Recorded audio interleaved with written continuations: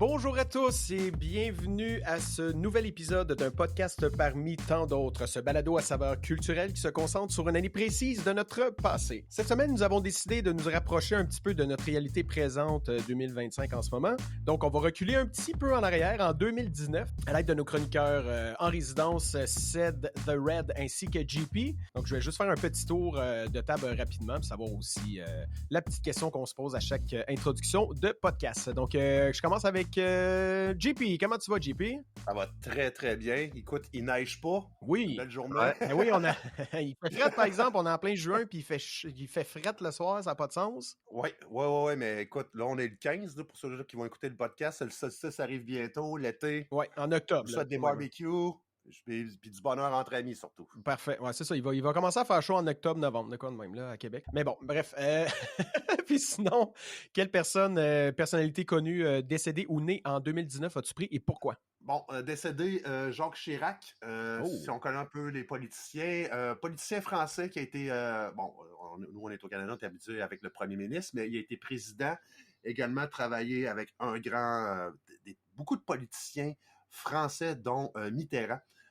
C'est toujours d'actualité, leur politique ont encore des effets aujourd'hui en France considérables, puisque on suit encore la même mouvance un peu de ces personnes-là dans le macronisme. Ouais. Donc, Jacques Chirac également, politicien français un peu à la gaullienne, était capable de parler pas mal avec tout le monde. J'en parlais vite tantôt. Ça a été bizarrement, pour aujourd'hui, en 2025. Et oui, c'est un ami de Vladimir Poutine. Donc, il y avait des relations quand même très proches. On parle au niveau politique international. Donc, c'est un grand politicien français, controversé plus aujourd'hui dû à ce qu'il a fait également quand on regarde avec les années sous sa tutelle qu'est-ce que la France est devenue. Donc, quand même en parler, c'est important. En bien ou en mal, que vous l'aimez ou vous ne l'aimiez pas, ça a été quand même un grand politicien français, mort en 2019. Donc, c'était pour mon ami Jacques Chirac, comme on dit. C'est pas mon ami pantoute, mais je trouve intéressant parce que j'ai regardé vite sa carrière politique, ouais. Et il en a fait. Il a été également responsable quand même des essais nucléaires dans le Pacifique français. Ah ouais? On recule. On recule. Là. Il était là longtemps. Donc, Jacques Chirac, président, comment je pourrais dire ça? Il a été réélu quand même 2 fois. Mais lui, ce qu'il a laissé dans ma tête, pour moi, Jacques Chirac, comment je pourrais bien dire ça? Il représente un peu la France dans l'Europe. Fait que très d'actualité encore aujourd'hui. Ouais, un peu, comme je dirais, participer un peu à la perte de pouvoir français pour le donner à l'Union européenne. Donc, on est pour ou on est contre, mais... Oui. Ben, beaucoup, les gens qui sont un peu anti-euro et tout, ne serait-ce qu'en Angleterre, mais aussi ailleurs, là, j'ai l'impression qu'il y a beaucoup de gens qui remettent ça en question, effectivement. Donc, lui, c'était de laisser plus de pouvoir, dans le fond, à l'euro, c'est ça? De vraiment créer une euro plus forte, c'est ça? Ouais, on va dire ça comme ça. Il a participé à la grande conférence de Maastricht. Excusez, je rentre un peu plus dans les détails, mais Maastricht 2006. On est là pour ça. 2006, je veux pas qu'on se perde, mais en 2006, il y a eu Maastricht, qu'on appelle, qui a été perdu par référendum, et que Chirac et des Mitterrand et d'autres de ce monde, dont Mélenchon également, qui ont voté, et qui n'ont pas respecté le référendum des Français et qui ont fait rentrer la France dans l'Union européenne. Ah. Donc, il fait partie de ces personnes-là. Oui, normalement, au référendum, la France, à Maastricht, comme le référendum a été perdu, normalement, la France n'aurait pas dû être dans l'Union européenne. Mais mon Dieu, tu m'apprends ça, c'est hallucinant, ça, mon Dieu. Non, ça a été... Oui, c'est pour ça qu'encore aujourd'hui, l'adhérence de la France à l'Union européenne a toujours été un peu contredite, puisque le peuple a parlé et n'a pas été écouté. C'est les élites qui ont décidé de s'intégrer à l'Union européenne. Donc, pour ça que Jacques Chirac peut être un peu... on peut être pour, on peut être contre, mais c'est une personne qui a participé à ça. Ouais. Fait que, tu sais, 2006, depuis ce temps-là, en passant, en France, il n'y a plus de référendum. Ah non, c'est ça, ils ont dit. C'est inscrit dans la République. Je le dis tel quel, mais pour une République, il n'y a plus de référendum. Oh ben, s'il y a des gens à la maison qui sont français, premièrement, on vous aime, on vous accepte. Et J'allais dire retourner chez vous. Ouais, c'est ça, C'est retourner nos chez vous. cousins. Hey, on peut se permettre, là, c'est des mois, on est à moitié français, là, c'est pour ça qu'on se permet ces coquetteries. Mais nationalité. sinon, s'il y a des gens à la maison, justement, écrivez-nous là, sur Internet pour savoir c'est quoi votre idée par rapport à l'euro, vu que vous êtes sûrement mieux placé que nous pour en parler. Est-ce que vous êtes pour ou contre, ou peu importe, est-ce que c'est encore un débat d'actualité et tout. Donc, merci beaucoup, JP. Je termine là-dessus. Oui, Je termine là-dessus quand même, parce que je parlais de ça cette semaine avec un ami, on est au niveau politique, puis quand on parlait de la France, puis finalement, on se disait, la France, c'est un peu comme le Québec dans le Canada actuellement. Oui. Parce qu'ils n'ont pas, ils ont pas tous les pouvoirs, ils n'ont pas le pouvoir sur leur monnaie, ils n'ont pas le pouvoir non plus nécessairement sur leur politique intérieure. Fait que, tu sais, la France, pour moi, la France d'aujourd'hui ressemble beaucoup au Québec, un peu pris dans un carcan politique qui appartient pas ou qui n'ont pas autant de marge de manœuvre là, Oh, oui, au ben niveau politique. Fait que je tenais à le dire. Pour moi, les Français, même combat. Ouais, c'est ça, Québec français, même combat. Même combat, c'est nos cousins. Je les aime de tout mon cœur, comme vous nous détestez, comme je vous déteste des fois. Mais ça, c'est pas grave, on est dans la famille. Ben, c'est de bonne guerre, puis c'est ça que j'aime. En tout cas, pour terminer, là, j'aime ce côté-là un peu de discutons, chialons, crions si on veut, mais avec des mots, puis ensuite on serre la pince. Peu importe qu'on soit de gauche ou de droite, c'est ça que j'aime de la mentalité un peu française. Si on a bien beau se gueuler après, on va pas faire la baboune tout de suite après. On est capable de jaser. On est d'accord ou non, c'est une chose, mais au moins de pouvoir discuter, ça c'est ultra important encore plus à nos jours avec les réseaux sociaux, que t'es pour ou t'es contre, puis il n'y a pas personne au milieu. Tu dois être d'un bord ou de l'autre, c'est très... c'est poche pour ça. Donc, mais merci beaucoup, JP. Tu m'as appris plein de trucs. Donc, je vais lire un peu plus sur justement le Québec et la France, le même combat. Bullshit! Bon, on va aller nettoyer sa piscine après. Là. Ouais, non, c'est ça, je vais refaire un deuxième backwash. On passe maintenant à Seth The Red qui porte justement son T-shirt de Bachelor, parce que là, je l'ai vu. Seth, tu te maries-tu une deuxième fois? Non, c'est un vieux chandail que je mets là, quand je... Ben, montre-les pour JP. Ben, les gens à la maison, c'est juste un T-shirt qu'on a fait. Ah, c'est un vieux... Une photo de moi... T'as une vieux chandail de Bachelor. Tu sais, je le mets quand j'ai besoin, pas de me salir, là, mais c'est bon. justement, j'ai pris un coup de soleil, là, puis il faut que je me mette de l'aloès pour guérir ma peau, là, puis ça devient tout collant, fait que j'ai décidé de mettre ce chandail-là. Ça fait plaisir pour ce cadeau-là. Tu l'utilises comme chiffon, c'est bien. Ouais. Ah non, mais ça fait longtemps aussi. Je suis divorcé aussi, fait que ça fait longtemps là, mais c'est ça, je le garde pour le salir. Bon. Oui, ben moi, moi ça va bien. à part ton aloès, ton problème d'aloès, hein? Ouais, c'est ça. Ben justement, ça me fait du bien. J'ai profité du soleil un peu hier. Aujourd'hui aussi, il fait beau. Un beau soleil. Toujours bien affecté par la température du soleil. Alors, fait du bien. Que ça soit pas nuageux et gris, pluvieux lors d'un week-end. Alors, ça fait extrêmement du bien. Et moi, j'ai décidé de vous parler d'une personne qui est morte, parce qu'en 2019, une naissance, ça fait 6 ans, là, fait que il n'y a pas grand monde de connu encore à ce moment-ci. Et moi, ma personne qui est décédée, c'est Luke Perry. Je sais pas si ça vous dit quelque chose. Non. Quelque chose, mais... Surtout que je vous ai glissé ça un petit peu tout à l'heure à l'oreille. C'est un acteur et producteur américain connu pour le rôle de Dylan McKay dans la série populaire télévisée Beverly Hills. 90210. Ouais, c'est ça. Je ne sais pas si on disait ça ou 90 210. Ouais, non, c'est ça. Parce qu'à un moment donné, j'avais entendu. Je suis comme le code postal ou quelque chose, ou je sais pas quoi, sûrement, ouais. Ça doit être le code postal, ouais. Moi, j'ai pas trop écouté ça, cette émission-là, Madji. Je sais pas si tu te souviens. C'était surtout notre gardienne oui, Yannick. Yannick qui écoutait ça. Yannick, en anglais, je pense qu'on était jeune. Ouais. Annick, ouais. Ouais, Annick. Yannick, super belle gardienne. Elle écoutait ça quand on regardait quand t'es jeune. Je pense que ça devait être en anglais en plus, là, mais... Alors, souvenir de ça, Luke Perry, moi je trouve qu'il ressemble, dans sa jeunesse, il ressemblait un petit peu à l'acteur James Dean. Ah ouais, ok. Une belle gueule. Ben quand même, il me semble, je trouve, là, j'ai regardé les photos de lui jeune, là, puis je me demande même s'il n'avait pas fait j'ai regardé dans Wikipédia, puis j'ai pas trouvé, mais il me semble qu'il avait peut-être joué dans justement... Un film porno? Un James Dean. Non, mais un James Dean dans un film où, tu sais, mais peut-être que j'ai rêvé ça.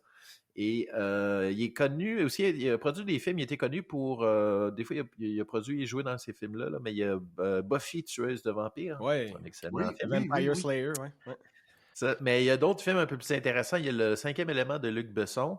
Et Once Upon a Time in Hollywood, en 2019, fait que c'était l'année. Puis en fait, il est mort, lui, le 4 mars 2019. C'était Seth MacFarlane qui l'a fait.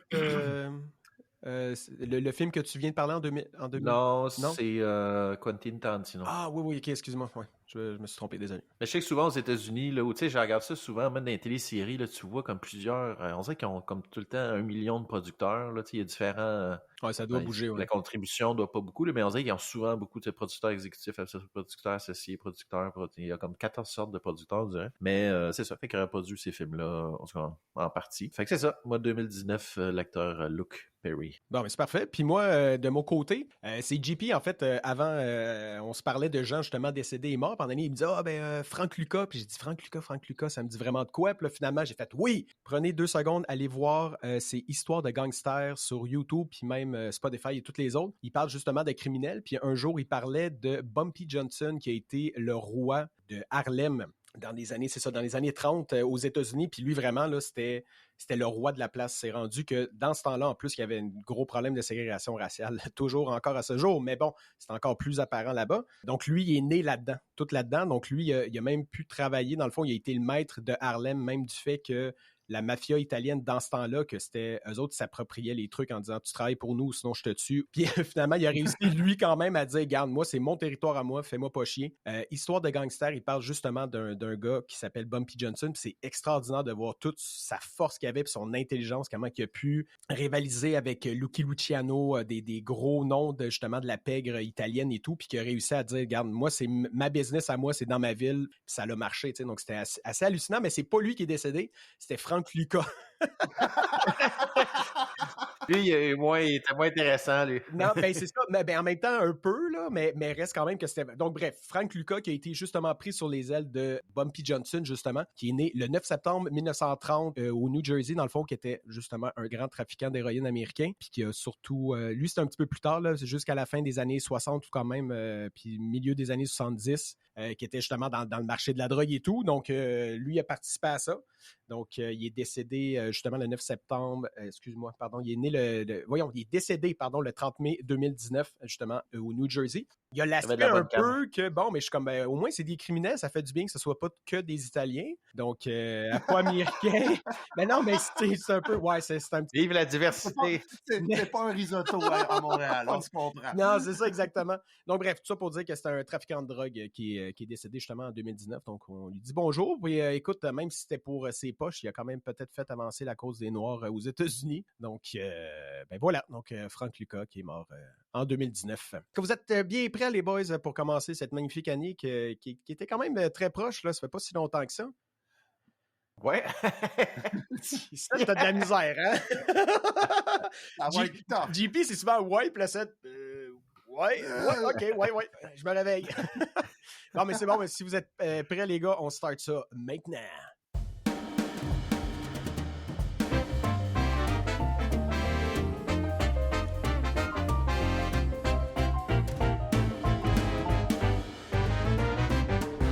Alors oui, maintenant c'est rendu le moment des événements marquants de 2019. Alors commençons avec le premier. Le 15 avril, il y a un incendie majeur de la cathédrale Notre-Dame de Paris que l'on a vu en direct.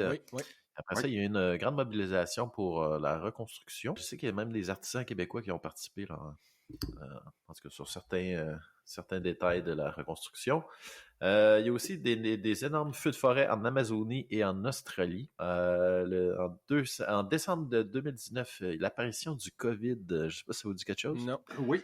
COVID-19 en Chine, virus inconnu à l'époque détecté dans la ville de Wuhan. Et c'est devenu une pandémie mondiale en 2020. Ensuite, il y a une activiste suédoise de 16 ans, Greta Thunberg, qui est nommée personnalité de l'année par le magazine Time, qui était la plus jeune de l'histoire à recevoir cet honneur. Et puis je sais que dernièrement, on l'a revu un peu là, dans le... sur son je sais qu'elle était sur un bateau et tout, mais justement, ça faisait longtemps qu'on n'avait pas entendu parler d'elle. Ensuite, il y a des millions de personnes qui manifestent contre un projet de loi d'extradition vers la Chine. Ce mouvement démocratie va secouer Hong Kong pendant de longs mois. En décembre, il y a Boris Johnson qui remporte une large majorité aux élections britanniques, assurant le passage du Brexit prévu pour janvier 2020. C'est vrai, on l'a complètement oublié, ce gars-là, hein, un peu. Boris Johnson, oui. Lui puis rapidement, l'autre gars aussi, Bossarano, quand même. Bossarano, ouais, là, on est au Brésil. Oui, ben ouais, non, mais je me suis dit, on les a complètement parlé, tu sais, les populistes un peu de ce monde et tout, c'est vrai qu'ils ont comme disparu un peu de la map, on les entend plus. Mais Bossarano s'est fait prendre pour tentative de coup d'État, je crois, en 2019. Ben, Brésil, coup d'État, je vais dire ça comme ça, c'est plus corruption, mais tu sais, on parle de corruption à un niveau que même un empereur romain pourrait être jaloux. OK, à ce point-là. Là. OK. Ah ouais, on est dans le coin de hot, là. C'est bon. C'est donc, continue ça. Le 18 octobre 2019, là, c'est la première sortie spatiale 100% féminine. Alors, les Christina Koch et Jessica Meir de la NASA effectuent une sortie dans l'espace sans coéquipier masculin. Ça, après 20 ans au pouvoir, le président Abdelaziz Bouteflika démissionne en avril suite à des manifestations massives du mouvement Irak. Ça, avec le top artistique, nouveau musique, des chansons comme Old Town Road de Lil Nas et Billy Ray Cyrus, et aussi la chanson Bad Guy de Billie Eilish, Sicko Mode de Travis Scott, Truth Earth, c'est-à-dire de Lizzo, Señorita de Shawn Mendes et Camila Cabello, I Don't Care de Ed Sheeran et Justin Bieber, et Girl Like You de Maroon 5 et Cardi B. Au niveau des films, il y a quand même des bons films. Là. Il y a le film Parasite. Moi, je ne l'ai pas vu, mais j'ai entendu beaucoup de bons commentaires de Bong Joon-ho et non Bon Jovi. Le film Joker. Wow. Excuse-moi de te couper. Parasite, c'est-tu le film tiré du manga? Ça, c'est une bonne question. J'ai pas fait mes recherches là-dessus. Parce que oui, effectivement, c'est avec le nom, ça doit être coréen, il me semble, mais c'est ça. Il y avait beaucoup de bons commentaires, il me semble, sur ce film-là. Faut regarder ça. Le film Joker de Todd Phillips, qui nous a permis de découvrir le rire machiavélique de Joaquin Phoenix. Ouais. Once Upon a Time in Hollywood de Quentin Tarantino, dont on a appris tout à l'heure que Luke Perry avait été un des producteurs. Tout est dans tout. C'est avec le film avec Leonardo, c'est ça? Leonardo DiCaprio? Puis... Non, ben c'est Brad Pitt. Brad Pitt, puis Leonardo DiCaprio principalement, oui. Ouais. Il y a le film Marriage Story, un film que j'avais bien aimé. Là, je me rappelle avoir écouté ça durant la pandémie, de Noah Baumbach. C'est un film, en fait, là, qui raconte, justement, c'est drôle, on va faire encore un lien avec mon chandail de Bachelor de divorce, mais c'est un film justement sur un couple qui se divorce un peu, puis si ça, je trouvais que c'est... Non, mais j'ai fait le lien sans... Même moi, je l'aurais pas fait, ça, je me serais gardé une gêne, donc c'est parfait que tu l'aies fait. Non, mais en fait, c'est un beau film, justement. Je pense pas qu'ils sont mariés, mais c'est un couple. Tu vois un peu les débuts, tout se passe bien. Puis un peu, l'évolution un peu d'un couple là, au fil des années. Après ça, t'as la période de divorce. Puis après ça, je pense qu'ils réussissent à quand même bien s'entendre malgré tout ça. Mais je trouvais que c'était un film bien intéressant. Et il y a le film Irishman de Martin Scorsese. Il me semble, je me souviens, ce film-là, moi je l'ai vu. Il me semble que ça durait genre 8 heures. Là, puis c'était... Il me semble que c'était pas si bon que ça, mais bon. Non. Je suis d'accord avec toi là-dessus. Vraiment, on me l'avait vendu, puis j'ai pris le temps de la regarder, puis je ne le réécouterai pas. Non, c'est ça. Moi aussi, il me semble que je n'avais pas trippé. Après ça, top sportif, pour finir. Le top 5 finale de la Coupe du monde de cricket. C'est l'Angleterre qui remporte face à la Nouvelle-Zélande.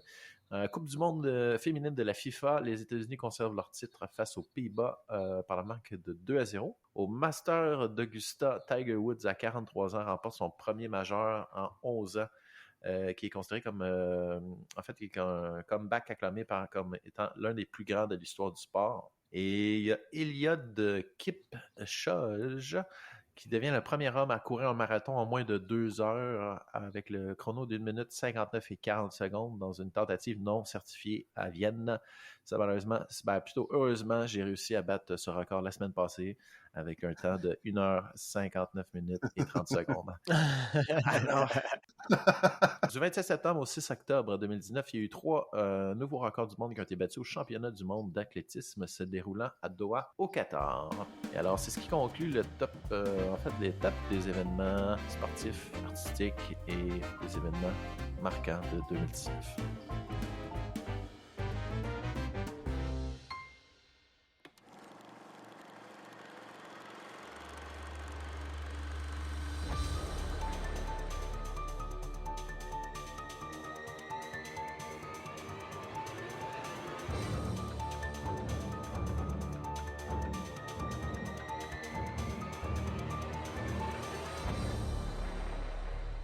Bonjour. Donc, 2019, c'est mon tour. Comme d'habitude, je vais parler de films souvent. Je parle beaucoup de films. Vous savez que j'adore ça. Puis 2019, j'ai trouvé qu'il y avait des choses intéressantes qui sont sorties.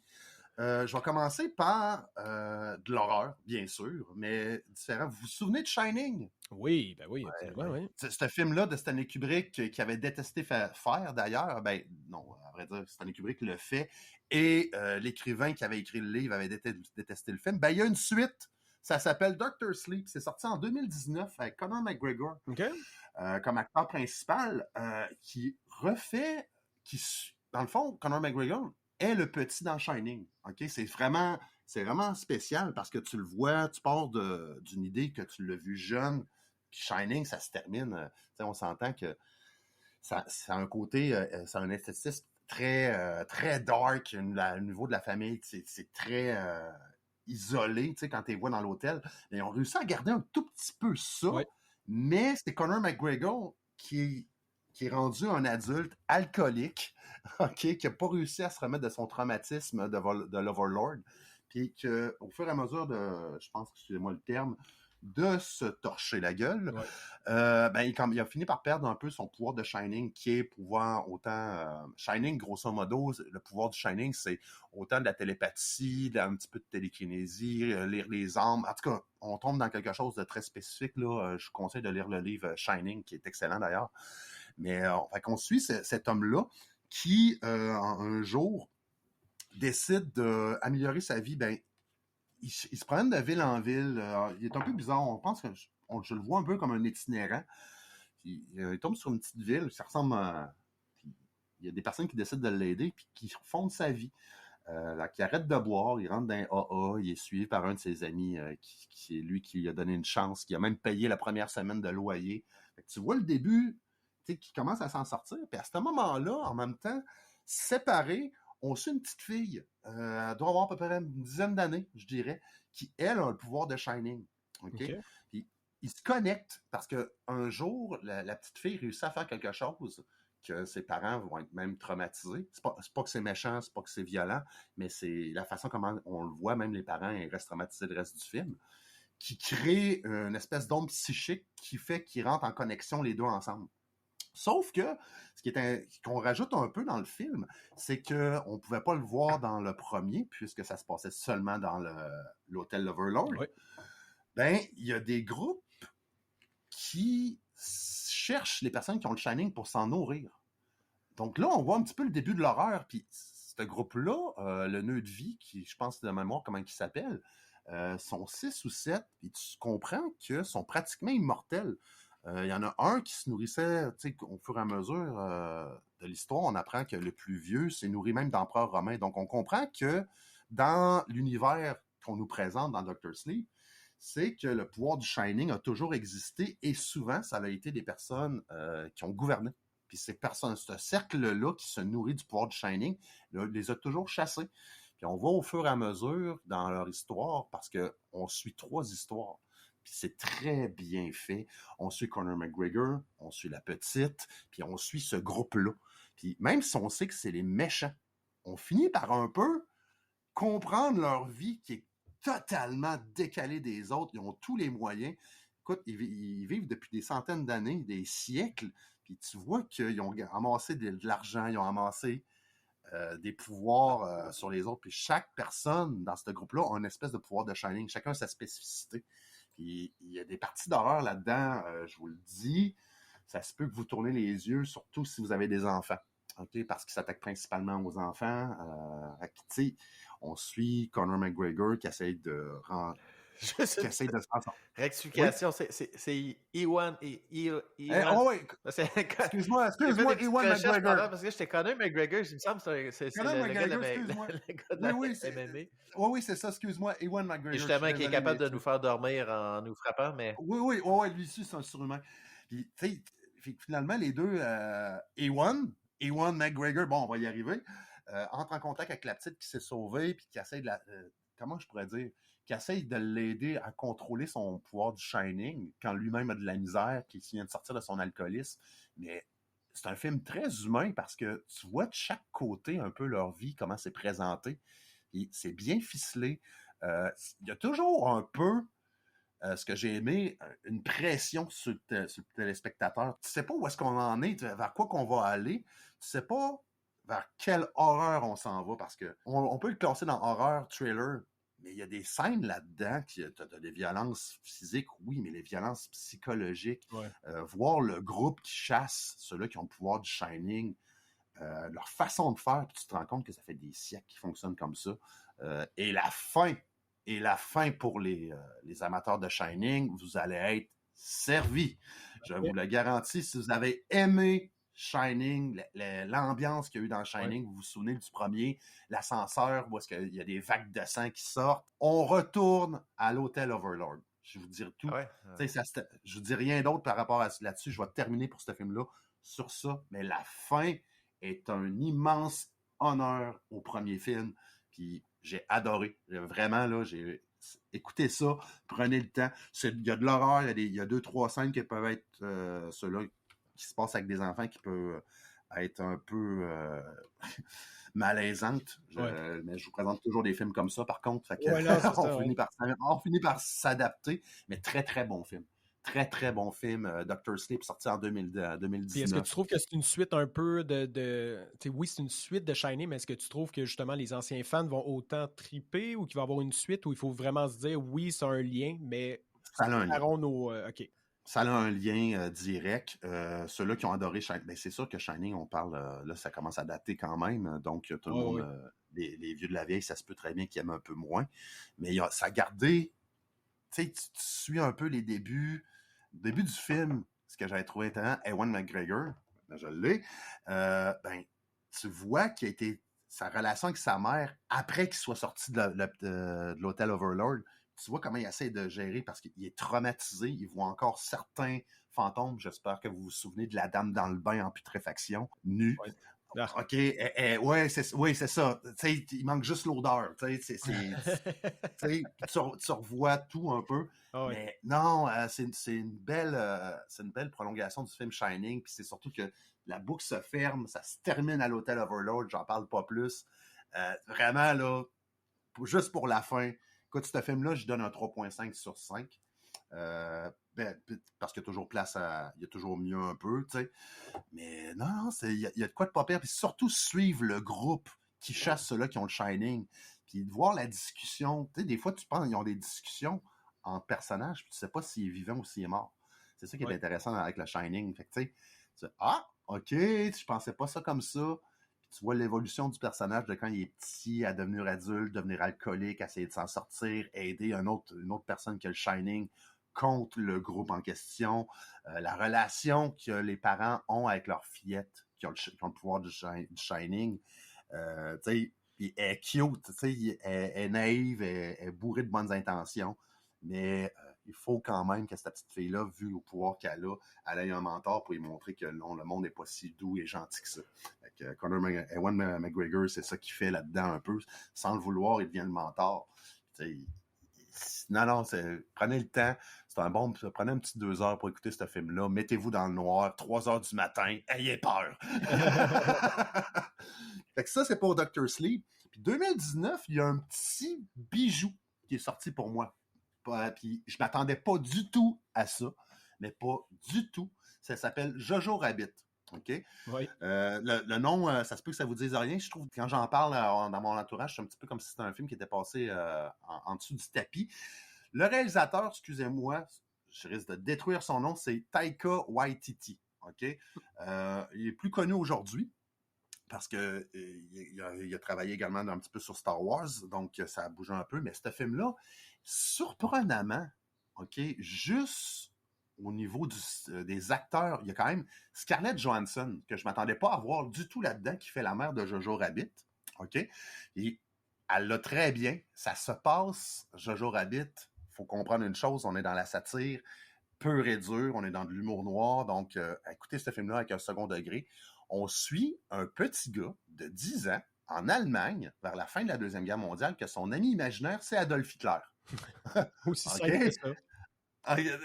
Déjà là, faut tu fais bon, OK, dans quoi je me suis embarqué? Qu'est-ce que c'est ça? Et c'est le réalisateur qui fait Hitler, Taika Waititi. OK. Puis il l'a, là. Il l'a. C'est vraiment son ami imaginaire d'un enfant de 10 ans, avec la même intelligence d'un enfant de 10 ans. Il mange de la licorne.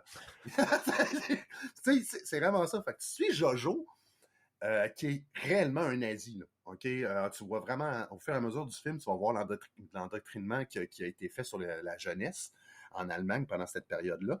Et tout commence quand il se ramasse au camp des jeunesses hitlériennes pour une fin de semaine. Fait que là, ça te montre un peu un portrait, là, spécial, OK? Ouais. Parce que moi, ce qui m'a fait adorer ce film-là, c'est Taika Waititi qui fait Hitler parce qu'il est incroyable, et le Captain K, OK, qui s'occupe du camp des jeunesses hitlériennes. Il s'appelle vraiment Captain K. OK. Et il y a la face. Il s'appelle Sam Rockwell. OK? Moi, personnellement, je l'ai connu dans La Ligne verte. C'est lui qui faisait le méchant. Ah, Tu sais, oui, là, oui. OK? Il y a la face. C'est parfait. Il fait un soldat qui arrive du front de l'Est désabusé, qui a perdu un œil, puis qui regarde des enfants. Il fait, qu'est-ce que tu veux que je fasse avec ça? Puis il est entouré. Tu sais, son entourage est encore plus bizarre parce que tu as Rebel Wilson qui est là-dedans, qui fait une aide de camp, qui est aussi taré que le Captain K, OK? C'est terrible, là, ils sont vraiment tarés. Puis tu as Ali Allen, qui a joué dans Games of Thrones, on va l'appeler le gars qui a malheureusement plus de partie génitale parce que ça a très mal été par son bourreau. Je ne sais pas si vous vous souvenez un peu du gars. Il a joué également... ouais, ça me dit quoi, ouais. Ouais, c'est ça, tu sais, la pose de la saucisse, là. Ouais. Tu sais, t'as lui qui fait les aides de camp, puis tu suis ces trois personnes-là qui s'occupent des jeunes. Tu vois l'endoctrinement, tu vois la radicalité qui est appris aux jeunes dans ce camp-là, cette fin de semaine-là. C'est atroce, là, mais c'est montré sous les yeux d'un enfant. C'est drôle, mais c'est horrible ce qu'ils font faire. T'sais, ils font se battre ensemble, lancer des grenades, tirer du gun. Et juste l'introduction du Captain K quand il explique qu'est-ce qui va arriver aux jeunes, qu'est-ce qu'ils vont faire. C'est des kids de 10 ans, ça n'a aucun bon sens ce qui leur montre. L'horreur est là, puis en même temps, c'est drôle. Waititi, je sais pas comment il a réussi à faire ça, parce qu'il faut que tu sois un bon réalisateur, il faut que tu aies des bons acteurs, il faut que tu aies un scénario écrit presque à la perfection. Puis tu réussis à en rire. Juste la relation au camp entre le petit Jojo, qui se fait écœurer par tout le monde, parce qu'il est tout le temps plus petit que les autres, moins fort, moins agressif. Bref, c'est pas un bon nazi, tu sais. Ouais. Même si son ami imaginaire, c'est Adolf Hitler. Le maître suprême, ouais. Tu vois que c'est décalé, là, mais totalement décalé. Juste savoir, son ami, est-ce qu'il a la même âge? Juste savoir, est-ce que c'est un Hitler de 10 ans ou c'est un Hitler adulte? Non, c'est un Hitler adulte qu'à chaque fois qu'il parle, il offre des cigarettes. Là. Ah ouais. All right, why not? Il n'est jamais trop tôt pour commencer à fumer. Jamais trop tôt pour commencer à fumer en temps de guerre, tu sais. Tu sais, en plus, tu as des parties, tu vois que c'est la fin de l'aventure du Reich. Ouais. Je peux dire ça comme ça. Parce que dans le camp, malheureusement, le petit Jojo, il se blesse avec une grenade. Je vous laisse l'écouter, je ne vous expliquerai pas comment c'est arrivé. Puis finalement, après son rétablissement, c'est là qu'on rencontre sa mère, qui est Scarlett Johansson. Et puis en plus, j'adore, tu sais, l'habit des femmes des années 40 à l'Allemagne, tu sais, super bien habillée, classe. Tu sais pas trop qu'est-ce qu'elle fait dans la vie. Puis c'est ça qui est intéressant. Comment c'est placé? Tu rejoins, à partir du moment où tu avances dans le film, tu revois encore le Captain K et ces deux autres têtes de camp qui sont aussi sautés que lui parce que ne veut pas, après avoir laissé un enfant se faire sauter avec une grenade, ben il a été rétrogradé. Fait que là, tes voix. Étonnant. Oui. Non, étonnant. Tu sais, étonnant. Petite erreur de parcours, fais attention, c'est pas la prochaine fois. Oui, c'est ça. Et là, tu vois l'absurdité apportée avec humour, comme là, les enfants, vous allez chercher du métal pour le Reich, tu vas faire ci, tu vas poser des pancartes. Ah non, mais tu vois l'endoctrinement qui est complètement fou, mais en même temps, tu vois un Captain K qui est désabusé, puis qui comprend que c'est le personnage que je trouve le plus important puis le plus intéressant. Il s'en veut que le jeune soit endoctriné. Il s'en veut qu'à cause de lui, le jeune se soit blessé. Puis il y a une relation avec la mère un peu bizarre. Tu vois qu'il tient à cet enfant-là. Et je parle de ça parce qu'à un moment donné, il y a un personnage qui est extrêmement important qui apparaît dans le film, qui est un gars de la Gestapo, joué par Stefan Merchant, tout simplement, que vous devez sûrement connaître parce qu'il a coécrit la série The Office. Donc, Oui. ce gars-là, il a un physique un peu particulier. C'est un dieu, OK? c'est un dieu, on va se le dire. Mais tu sais, si tu connais, si tu as déjà vu un peu le physique de Stephen Merchant, il a un physique particulier que quand tu l'habilles en gars de la Gestapo, il l'a parfaitement. OK? Puis il te le présente avec un humour, là. Écoute, les 2 premières minutes, là, juste quand ils se disent bonjour, si t'entends pas « à Hitler » 20 fois, puis d'une façon poussée au satire, mais au satire au plus haut point, tu sais, mais voyons, tu sais que le kid risque il risque d'avoir des problèmes parce que le film starte vraiment que, oui, il finit son camp, oui, il se fait endoctriner, oui, il embarque là-dedans, mais on découvre que sa mère, pendant que lui est parti en fin de semaine, elle a gardé une juive à la maison. Puis là, on parle qu'on est en Allemagne nazie pendant la Deuxième Guerre mondiale. Là. Oui. Avoir un juif à la maison, c'est peine de mort. Là. C'est pas quelque chose qui est considéré comme « c'est pas si grave que ça » pour eux autres à cette époque-là. Puis là, tu tombes devant un Jojo que lui, il rentre un soir après avoir mis des belles petites pancartes de « Vive Adolf Hitler », qui se rend compte qu'il y a une juive à la maison, cachée dans le mur. Puis, hey, c'est là que tu vois que Jojo commence à penser, mais les questions, à un moment donné, ils n'ont pas le choix de vivre ensemble. Parce que la mère, on la voit plus depuis un certain temps. On ne sait pas trop ce qui arrive. Puis ça va être dramatique ce qui va y arriver d'ailleurs. Puis tu vois qu'il y a un début de relation vraiment conflictuelle entre le petit nazi de 10 ans puis la juive adolescente de 15 ans qui essaie de survivre, qui est plus grande puis qui est plus gros que lui. Parce que Jojo ne peut pas faire grand-chose. Il a été blessé, il a de la misère à cause de la grenade, il a de la misère à la jambe, puis il a le visage un peu amoché. Okay. Il a comme pas le choix de dealer avec. Parce que s'il dit qu'il y a une juive à la maison, c'est sûr que sa mère se fait tuer. L'explication, tu sais, quand Jojo jase avec son ami imaginaire qui est Adolf Hitler à propos d'elle, c'est complètement... c'est sauté, c'est drôle, c'est terrible en même temps. Il y a une satire là-dedans, ça n'a pas de bon sens.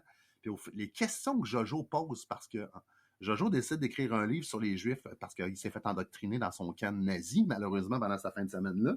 Il décide de faire un livre. Les questions qu'il pose, là, tu vois très clairement que c'est de la propagande au fur et à mesure. Il s'est fait endoctriner par Goebbels pendant toute sa vie, cet enfant-là. Les questions, puis les réponses que la jeune fille répond pour se foutre de sa gueule. Puis ça finit, tu sais, malheureusement, la mère, on découvre qu'elle était dans la résistance allemande. Ça existait pendant la Deuxième Guerre mondiale. On n'en parle pas souvent, mais il y avait des Allemands qui résistaient à Hitler. Il n'y en avait pas beaucoup, ou il n'en restait pas beaucoup en 1945, mais il y en avait. Puis il en faisait partie. Fait que tu as des scènes, des prises de vue qui valent la peine. Je vais parler juste, vous allez comprendre assez vite, si vous regardez ce film-là, la prise de vue des souliers est très importante. L'idée derrière ça, le réalisateur l'a eu, le directeur photographe. Les souliers, c'est très important. Vous allez écoutez-le, vous allez comprendre vers quoi je m'en vais par la suite. OK, mais c'est pas comme Tarantino avec son fétichisme des pieds, là, non. C'est ça? Non. C'est les chaussures. Tu vois le nazisme à partir des yeux d'un enfant de 10 ans qui s'est fait endoctriner. Pour lui, c'est bien. Là. Si on dit toute ta vie de détester, t'as jamais rien connu, on est là-dedans, c'est terrible. Là. C'est réellement terrible. Ouais. Mais avec un visage... Fait que lui, il regarde... Tu vois les chaussures. Les chaussures, c'est une personne. Il voit des choses atroces, disons. Puis il y a des trucs, des fois, qui peuvent être lourds, puis on rajoute de l'humour là-dedans. C'est très humoristique comme film, fait que ça permet un peu de voir comment... Parce que dans l'ensemble, tu sais, le sujet est tellement lourd, tu sais, ça peut porter à « OK, je souris », mais en même temps, c'est cringe, tu sais. Mais c'est présenté en général comment? D'une manière, comme tu as dit, plus humoristique, relax, ou tu es toujours pris entre le « Ah, c'est drôle », puis « Pourquoi est-ce que je devrais rire? » Et boy, tu sais, c'est présenté comment? Parce qu'en plus, là, je me suis un peu informé pendant que tu parlais.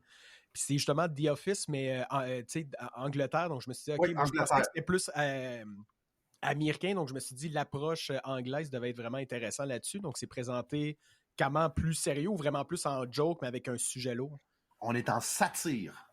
OK, dans la satire. On en est vraiment dans la satire parce que, tu sais, puis je pense que je t'avais envoyé un peu le preview avant qu'on en cause il y a une couple de semaines. Puis, la satire est incroyable. Là, tu vois un kid de 10 ans, tu sais, Jojo a un ami de son même âge qui est un nazi comme lui.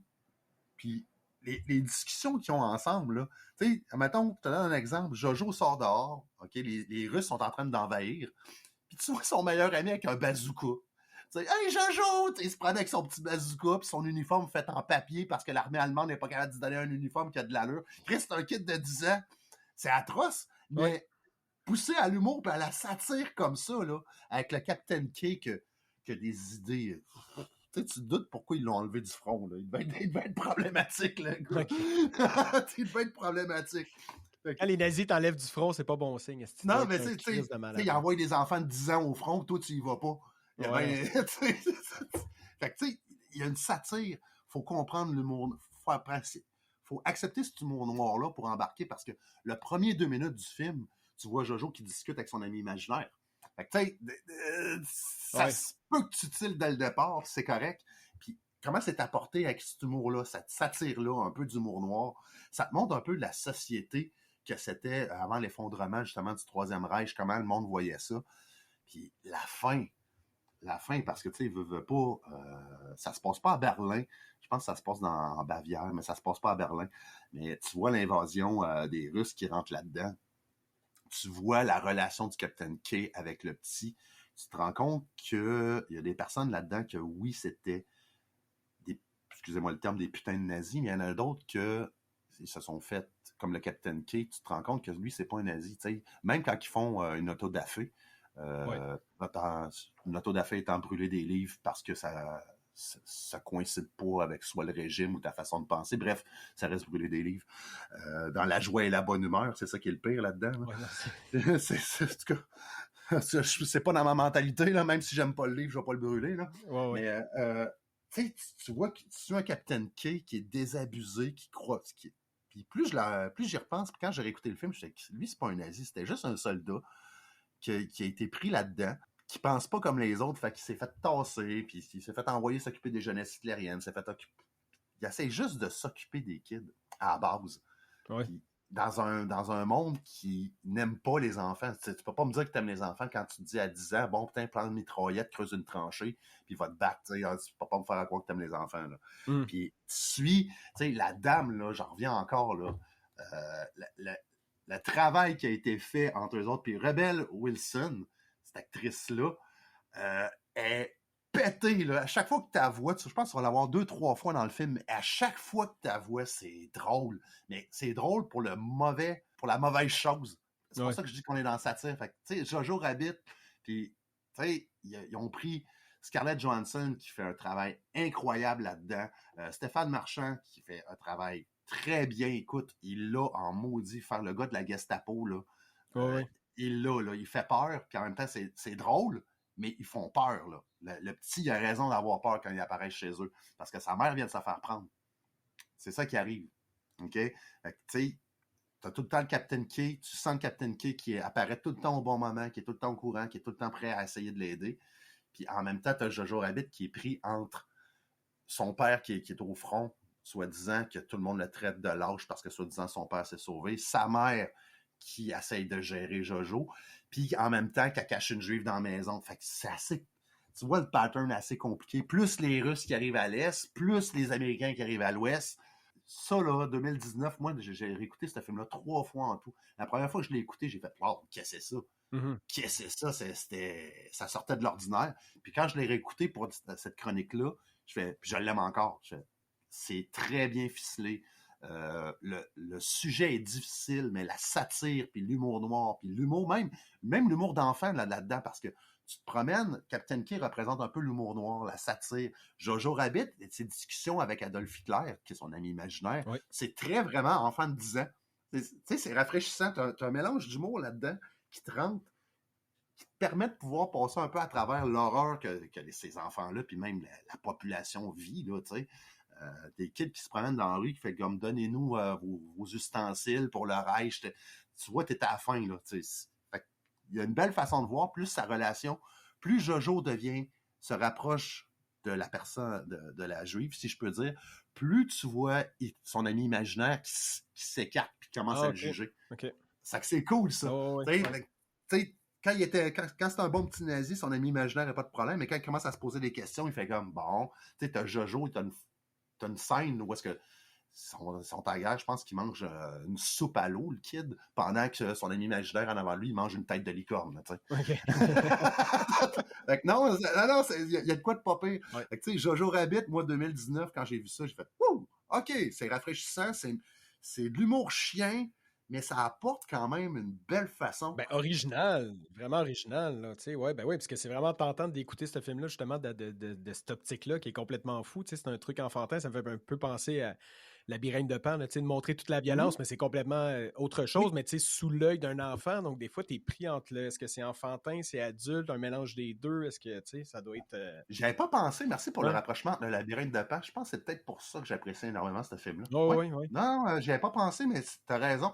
Voir l'absurdité puis la violence des adultes sur les vues des yeux d'un enfant de 10 ans, là, c'est comme oh, OK, on est aussi bête et con que ça. Hein? Et pour conclure, JP, sur 5, les deux films, t'es noterais combien sur 5? Bon, Dr. Sleep, j'ai dit 3.5 parce que je suis un fan fini de Shining 1. Mais j'en ai eu. Mais Jojo Rabbit, je donne 4. Okay. Vraiment, là, je donne vraiment un 4. Je pense que j'ai jamais donné de 5 depuis qu'on fait nos chroniques. Il y a des raisons. Tout simplement.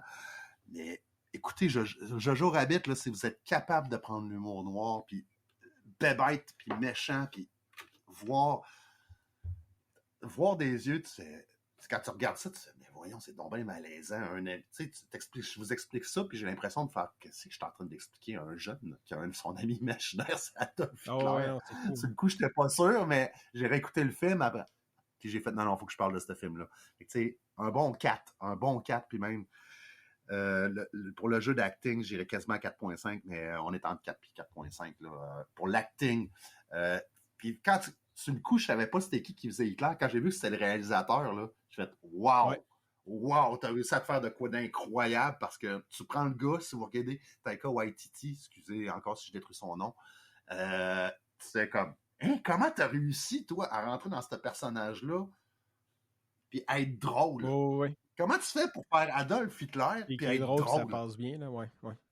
Ça passe bien, puis tu sais, moi, écoute, le voir à chaque fois offrir des cigarettes au kid de 10 ans, là, j'étais comme, tabarnak, c'est un autre moment, c'est complètement, puis... Ah ouais, c'est un autre Puis aussi, pour terminer, ils ont été récompensés justement dans les Oscars 2020 pour meilleur film, meilleure actrice dans un second rôle pour Scarlett Johansson et aussi meilleur décor et direction artistique. Donc, ça a quand même été, justement, là, 4 Oscars. C'est quand même très bon pour un film. Hein? Pour un sujet lourd comme ça, écoute, j'avais pas regardé les Oscars, ces choses-là. Mais non, mais c'est ça, j'ai comme regardé un peu par curiosité et tout, mais oui, 4 Oscars en 2020 pour, c'est ça, meilleur film, décor, actrice. Donc, très bon. J'ai lu sur Internet, mais je sais pas si c'est vrai, par exemple, il paraît très Jojo Rabbit serait la suite du film Jojo Savoir l'astrologue. Est-ce que c'est vrai, ça? Je vois... Clic! Jojo Savard, même combat. Jeunesse hitlérienne puis Jojo Savard, même combat. Savard, même combat. Putain, on est vraiment allé là, hein? Hey boy. Non, mais... Merci beaucoup, JP. Donc, ben ça, je présume que de toute façon, regardez sur Internet, les amis, en général, c'est disponible légalement, ou sinon, allez dans des trucs illégaux pour aller écouter ça. C'est ça. Allez sur Napster ou LimeWire pour vous procurer ces magnifiques films. Donc, merci beaucoup, JP, pour cette chronique. 2 excellents films. Ça donne vraiment le goût d'aller l'écouter encore plus, Roger Rabbit, là, clairement. Jojo Rabbit, pardon. Pareil, même combat. Oui, c'est ça. Bon, merci, JP. Plaisir. Et oui, donc c'est rendu à mon tour de parler d'un événement marquant de 2019. Bien sûr, il y a un petit groupe du Québec que l'on appelle le Cowboy Fringant. Je ne sais pas si vous connaissez à la maison. J'ai jamais entendu parler. Non, bon, parfait. Donc, oui, absolument. Donc, en 2019, les Cowboys Fringants ont sorti Antipode, qui est un album studio qui est sorti, bien sûr, en 2019. Dans le fond, bien sûr, il y a plusieurs chansons là-dedans qui ont été des gros hits, là, bien sûr. Sur mon épaule, Ici-bas, Les maisons sont toutes pareilles, et aussi L'Amérique pleure, que je trouve personnellement que c'est une des chansons les plus extraordinaires qui a été écrite au Québec, puis que je suis pas mal sûr, dans une vingtaine, trentaine, quarantaine d'années, on va reprendre ces textes-là, à même titre que Félix Leclerc, à même titre que Quand les hommes vivront dans l'amour et tout, là, la beauté, la recherche de ce texte-là me fait capoter. J'ai l'impression que c'est toute une vie racontée en une seule chanson. un état d'âme, tout ce qu'ils peuvent certaines personnes vivre. Donc, c'est bien sûr avec la grande plume du guitariste Jeff Posey, justement, qui a écrit 99,9% des paroles, justement, des Cowboys. Donc, c'était pour vous parler de cet album-là, qui est sorti en 2019, bien sûr. Donc, ça a été quand même, bien sûr, un gros hit. L'Amérique Plage, justement, il a été dans les listes de Hot Parade pendant plus de 26 semaines, ce qui est vraiment considérable. Sur mon épaule aussi pendant 22 semaines dans les radios au Québec. Donc, bien sûr, ça a été un méga gros succès, mais c'était aussi juste pour porter un petit hommage justement à ce magnifique album, mais aussi à ce groupe-là qui, malheureusement, bien sûr, tout le monde sait que le chanteur est décédé d'un cancer. Donc, Chronique la plus courte. Hein, la plus courte? Non, mais pas de. C'était pour parler de cet album-là qui a des bonnes chansons, mais aussi de juste se parler un petit peu de, mettons, vous, mettons, de parler rapidement, c'est quoi votre rapport par rapport au Cowboy Fringant. Moi, de mon côté, j'ai été un méga fan plus jeune. Après, j'ai arrêté pour réécouter vers la fin. Moi, ce groupe-là, maintenant, j'ai vraiment une appartenance très spécifique avec des moments plus durs de ma vie que quand ça va pas bien, on dirait que c'est le groupe que je dois écouter et que je peux seulement écouter. C'est un peu bizarre à dire, mais ça a été beaucoup de textes qui m'ont aidé justement à des moments durs et tout, plus des souvenirs de tout, d'avoir vécu ce phénomène-là pendant Break Syndical, leur deuxième gros album qui est sorti puis que ça blow up partout au Québec, puis le truc de la souveraineté, puis aussi le fait un peu de on est jeune puis on a l'impression qu'on a le monde à nos pieds puis qu'on peut peut-être changer la donne de ce monde de merde des fois, mais bon, on voit que c'est pas nécessairement le cas en vieillissant, mais ça donnait un peu cet espoir-là. Moi, j'ai trouvé un peu que ça a été, bon, mais les beaux dommages de notre époque, certains autres groupes aussi, les Robert Charlebois et tout, que quand les gens écoutaient, ils disaient, ben crime, on peut venir de quoi qui serait pas pirement beau comme pays, tu sais. Mais non, c'est ça. Donc, c'était vraiment dire que c'était un excellent album, justement, puis que malheureusement, ça a été l'avant-dernier. Ils ont sorti un album un petit peu plus style Motel Capri après, là, un peu plus relax, avec des paroles un peu plus country, plus douces et tout. Ensuite, l'Amérique pleure a été même repris par des Américains. Ah oui. Oui, j'ai été surpris parce que je vois pas ça souvent. Je vois plus l'inverse. Oui. Dans les années 60-70, c'était habituel. Là. Souvent, il y avait des grands compositeurs français qui étaient repris par des compositeurs américains. Oui. Mais là, aujourd'hui, de notre temps, c'est assez rare. Fait que quand j'avais vu ça, je fais hey, moi, Cowboy Fringant, pour moi, ça représente mon cégep. Ouais. Okay? Je ne le cacherai pas. J'ai un peu comme toi, JC, avec le temps, je les ai un peu moins écoutés. Moi, ma tune fort de cette band-là, c'est le gars de la compagnie. Oui. Qui représente très clairement l'industrie forestière au Québec, les gars qui ont travaillé fort, nos ancêtres aussi, comment ils étaient traités. Il y avait quelque chose chez Cowboy Fringant qui reflétait vraiment notre culture. Mm-hmm. On a eu tous une appartenance, qu'on aime ou qu'on n'aime pas, les Cowboys Fringants représentent à l'international, puis même au niveau national, vraiment les Québécois. Là. Oh oui, totalement. Tu demandes à un Français actuel, pas, admettons, qui est né en 1800, là, mais admettons... non, mais bon, des plus jeunes, mais... Je pense qu'il est mort d'un tranché, lui. Ouais, non, c'est ça, exactement, mais tu vois l'importance des Cowboys Fringants. Bon nombre de jeunes de notre âge connaissent ou ont déjà entendu parler en France des Cowboys Fringants. Il faut quand même le faire, tu sais. De l'autre côté, c'est une chose, mais quand c'est de s'exporter puis d'être connu sans nécessairement avoir les grosses radios puis tout ça, comme bon, mais n'importe quel autre chanteur aurait pu avoir, mais eux autres, ils ont fait leur chemin comme ça, mais ils ont vraiment... rempli des grosses salles en France. Oui, le Zénith. C'est très rare, ça. Le Zénith, ils l'ont rempli. L'Olympia, je pense qu'ils l'ont rempli aussi. Oui. On parle de... Tu sais, si tu passes là, en France, c'est que t'es connu, t'es une star, là. Faut comprendre ça. Oui. Et... Tu sais, j'en réécoutais. C'est que ça bougeait aussi, je pense, dans le show. Moi, je les ai vus, mais c'est ça, il y a très longtemps, là, dans le temps de... Woodstock en bas, c'était quoi le deuxième album, là? Ben, Motel Capri. Ben, il y a eu Motel Capri. Non, ben c'est ça, le deuxième c'est Break Syndical. Parce que dans ce temps-là, moi, je suis au secondaire. C'est ça, Break Syndical. Tu sais, je me rappelle, ça bassait quand même pas mal. Puis c'est vrai qu'un peu comme toi, après ça, maintenant, on dirait que ça est devenu... je connais ça, moi, quand c'était underground, un peu, là. Puis après ça, ça a eu une grosse popularité. Puis on dirait que j'ai délaissé un peu pour après ça revenir en l'entendant souvent, un peu dans les radios commerciales, justement. Au Québec, là, ils ont quand même réussi à... Les chansons, à un moment donné, là, j'en ai pas qui me viennent en tête, là, mais il y en a plusieurs qui revenaient, qu'on entendait. Là, fait que, mais je pense pas que je les ai revus en spectacle. C'est ça, je les ai vus au tout début, 3-4 fois, puis après ça... Ah non, on a été des gros fans à la maison. Les trois frères, on était beaucoup ça. Puis JP, anecdote drôle, parce que tu parlais justement de le gars de la compagnie. C'est la première chanson que j'ai entendue d'eux, mais sais-tu, c'est où que j'ai entendu la première fois les Cowboys Fringants, un groupe québécois? Attends un peu. Musique Plus? C'était genre à 11h30 du soir, puis c'était, là, ça a l'air louche, on dirait Ouais, que ça a l'air louche, dire, comme ça. juste avant Bleu Nuit, là, mais non, c'est pas ça. C'était à Much Music, une émission qui s'appelait French Kiss, donc c'était, bon, ben salut, on est Musique Plus de Toronto, on présente des groupes francophones. Hein? Et Ok. j'ai vu le vidéoclip 2 à cette heure-là, puis j'ai été...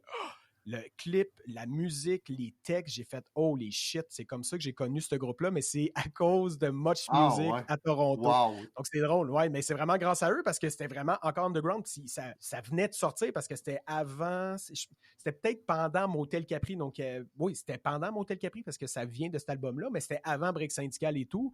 Donc, tu sais, c'était vraiment cool de la part de Much Music de faire écouter un groupe qui était vraiment pas connu. Là. On parle pas de t'es fait écouter pendant Break Syndical. C'est bon, tout le monde les connaît. T'sais. Mais c'est ça, c'est là que j'ai découvert le groupe justement pour la première fois. Puis après, ça a été vraiment moi, ça a été une folie complète là, pendant un bout. Là, tu peux t'en souvenir. Là, je portais le T-shirt que j'avais acheté triple XL, que je portais 362 jours par année. Là, ça n'avait pas de sens. J'étais allé les voir 8-10 fois. J'ai même revu. Je me suis souvenu que j'avais une photo avec Carl. Ah ouais, je me souvenais pas que j'étais comme, merde, faut que je la retrouve parce que là, ça a encore une signification encore plus importante pour moi. Puis là, je suis comme, hey, j'ai eu quand même la chance, il y a longtemps, de prendre une photo avec lui à Buckingham en fête, en 2002 ou quand même. C'est ça l'affaire, c'est que les Cowboys, c'est que c'était comme un mouvement, un peu comme en 95, tu sais, il y a le groupe, il y a un effet un peu de, OK, il y a peut-être le référendum qui pourrait revenir avec la musique, tu sais, tu sens qu'il y a un changement, comme t'es porté avec ça, c'est pas juste la musique, on dirait que tu sens que la société avance comme les artistes qui font cette musique-là, donc tu sais, c'était très porteur de jours meilleurs, puis de peut-être qu'on va venir un pays, peut-être qu'on va venir plus de gauche, faire attention à l'un à l'autre. Donc, tu sais, c'est tout ce côté-là, tu sais, amour, puis je pense que c'est ça que les gens, pourquoi ça fait autant mal. Moi, je vais être clair, tu sais, puis il y a sûrement d'autres personnes aussi. Moi, pendant plusieurs semaines, j'ai rushé ma vie, là. C'était vraiment, la personne est partie, puis j'avais l'impression, c'est comme si c'était un vieil ami que je venais de redécouvrir à l'instant, puis que là, il décède. T'es comme, attends, là, on a tellement de beaux souvenirs, puis là, c'était... Moi, j'ai trouvé ça très dur, la mort de Carl, et plusieurs personnes aussi, ils ont dit, je le connaissais pas, ou à peine, je connaissais pas tant sa musique, mais j'ai pleuré quand je l'ai su, puis ça a tellement venu chercher des gens à quel point que ce groupe-là, et Carl aussi, est important pour le Québec puis pour l'entité québécoise. Je trouvais ça vraiment... je sais pas, c'était unique. Là. C'est un peu nos beaux dommages puis nos gros groupes qu'on a pu, malheureusement, qui portent un discours un peu qui réveillez-vous les gens, là, on n'est pas là pour vous dire le soleil est beau puis les roses sont roses. Et non, des fois, ils te font vraiment des trucs en disant hey, les Québécois, on peut-tu se réveiller, est-ce qu'ils peuplent pas de couilles puis tout ça, puis nous autres, on est comme yes sir, comme on aime ça, puis on va les encourager, puis tant mieux, ça permet de brasser la cage et tout. Pour te suivre là-dessus, moi, ce que je trouve intéressant au niveau des Cowboys fringants, surtout que comme tu en parles aujourd'hui, c'est on a grandi avec eux autres, puis eux autres et tout ont grandi, tu sais. Je vais toujours me souvenir de Amberne. C'est le premier à chialer ces boomers que le seul truc qui est important, c'est d'avoir son bungalow, son petit chien, sa billet de loto, puis foutez-moi la paix. Puis quand tu reviens sur l'Amérique pleure, tu te rends compte de ce que chialait quand il était jeune, comme nous autres, on l'est devenu. Moi, c'est comme ça que je l'ai vu. Moi, c'est comme ça que je l'ai vu. Quand je regarde, quand j'écoute Amberne, puis j'écoute l'Amérique pleure, Amberne, je vois un jeune à même âge que moi, qui était révolté, qui n'aimait pas cette société-là. Puis quand j'écoute l'Amérique pleure, je vois le même adulte que finalement, j'ai fini par fermer ma gueule comme toutes les autres, puis je l'ai acheté mon vieux pick-up, puis je pognais avec. Je trouve ça intéressant d'avoir la nostalgie des Cowboys fringants, surtout pour nous, peut-être également pour toi, c'est parce qu'on a grandi avec. On a suivi un peu la vie. C'est sûr que toi, tu n'as pas rempli les zéniths, là. Je te le souhaite, mais c'est pas encore le cas. On se comprend. On le souhaite, c'est pas ça le problème, mais tu sais, on a grandi avec eux autres, on a vu leur réussite, on a vu un peu où est-ce que ça a moins bien été aussi. Tu sais, quand tu écoutes leurs paroles, moi, j'ai jamais été... j'ai toujours dit, c'est bien beau les cowboys, mais ils donnent jamais de solution. J'ai toujours dit ça. Il y en a, tu sais, parce que je suis un chialeux de nature, tu sais. Je peux être en accord avec ses dires, mais il donnait jamais de solution. Je me suis tenu avec un ami là-dessus la dernière fois. Puis ça enlève rien à mon amour des cowboys fringants. Mais je suis content d'avoir grandi avec eux autres. Même si sur bien des sujets, j'ai jamais été nécessairement en accord. Au moins, on partage. Je me rends compte que quand il est mort, j'avais beaucoup plus de valeurs qui me rapprochaient des cowboys fringants que ce qui me distanciait. Ça, c'est sûr et certain. Oui, je comprends. Ils représentent bien notre culture. Puis ils représentent bien notre génération que, Chris, on le sait qu'il se passe de quoi, on sait qu'il faut se réveiller, mais sais, en Berne, c'est le meilleur des exemples là-dessus. Hein? Ça représente très bien notre peuple. Hein? Fait que des fois, c'était un bon coup de pied dans la fourmilière. Ça j'avais apprécié quand c'était sorti. Le gars de la compagnie, des choses comme ça. Toutes les 8 secondes. Il y en a, là. Moi, il y en a beaucoup. Il y a pas mal de chansons. Il y en a une que je me souviens, excusez-moi, je me souviens pas du nom, mais il parlait d'une personne qui aidait les itinérants ou les personnes en difficulté à Montréal. La reine. La reine, oui. La reine, tu sais. Ouais. Il y avait une façon d'apporter des choses ahurissantes, d'une douleur incroyable, puis essayer de trouver de la bonté. Tu sais, il toujours... il trouvait la lueur d'espoir dans la plus grande des noirceurs, si je pourrais dire. Ben exactement. Puis tu sais, pour faire des parallèles, comme tu as dit, en Berne, c'est un peu, je suis un adolescent, je te crie « fuck la société, fuck ci, fuck ça ». C'est extraordinaire, puis c'est très... c'est bien, mais quand, justement, Amérique Pleure, qui est un peu c'est un même gars-là qui est en crise, mais à 40 ans, en disant comme « je suis toujours en crise », mais j'ai quand même un enfant en arrière de moi, j'ai une femme, j'ai ci, j'ai ça, j'ai des responsabilités, j'ai vu le chemin que j'ai fait.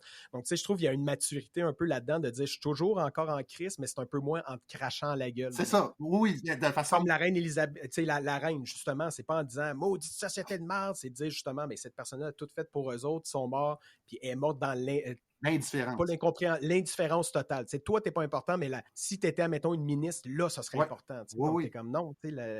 Donc, c'était ces textes-là. Puis il y a aussi, moi, dans le moment que ça allait pas bien, j'écoutais beaucoup les Cowboys fringants. Et dans le fond, il y a juste... attends une minute, j'ai juste un petit blanc de mémoire sur le nom de la toune, Cibole. Ils en ont tellement, là. Écoute, moi j'ai de la misère. Expédition, c'est ça. Tu sais, la toune, là, qui fait... Ouais, c'est ça. Là, je me sens comme le gars au HMV, là. T'as-tu ça du ACDC? Non. J'ai pas ça. Ouais, non, c'est quoi ça? Mais non, c'est ça. C'est Expédition. Bon, mais l'album qu'ils ont sorti, qui était juste après... qui était sorti en 2008, donc après La Grande Messe, justement, de cet album-là, il y a eu la toune que moi, personnellement, je préfère totalement. C'était La Tête Haute, qui parle justement d'un jeune, puis il commence, tu sais, la chanson commence, c'est ma fête, j'ai 17 ans, pas de cheveux, mais toutes mes dents. Donc, il parle d'un gars qui a le cancer. Je vous en parle, man, j'ai des frissons. C'est, je pense, la chanson de tout le répertoire francophone qui m'a donné le plus de... Tu sais, parce qu'il parle de ce gars-là en disant, regarde, moi, j'ai 17 ans, je suis sur le bord de mourir. Qu'est-ce qui se passe, comment que je le vois, puis tout ça. Donc, il offre beaucoup avec souveraineté en disant, bon, mais j'ai eu des moments plus bas, des moments plus hauts, puis tout ça.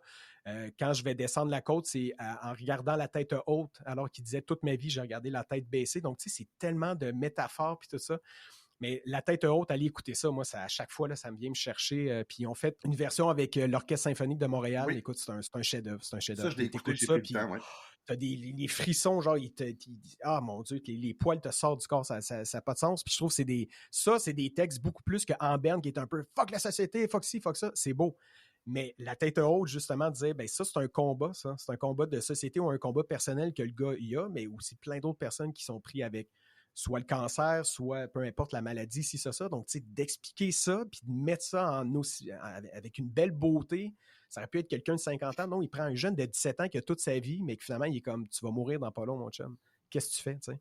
Ouais. C'est vraiment ça, je trouve, c'est des trucs société que les Cowboys ont réussi à faire, comme l'Amérique pleure aussi, qui est un peu moins fuck la société, mais dire à quel point qu'on est un peu envahi par tout ça, puis on suit le chemin, puis tu sais, c'est cette beauté-là de Jeff Posey qui, d'ailleurs, il y a une fille à Radio-Can qui disait « Je ne comprends pas pourquoi ce gars-là n'a pas gagné un prix honorifique ou quand même, parce que c'est un des plus grands paroliers qu'on n'a jamais eu au Québec, puis il n'est pas encore... » Tu sais, c'est souvent les Cowboys, je pense qu'il a gagné avec Jeff Posey à 99% des textes, tu sais, comme lui, il a fait Pub Royal, admettons, Carl, il a fait Pub Royal, qui est une excellente chanson aussi. Il a fait quelques jours de chansons aussi, Ruelle Laurier, si vous vous souvenez, là, tu sais, vers la fin, c'est un... Puis ça, pareil que c'est une histoire vraie, là, c'est quelqu'un dans son entourage quand même que son ami ou peu importe avait, je pense, la violence conjugale, donc il parlait de ça.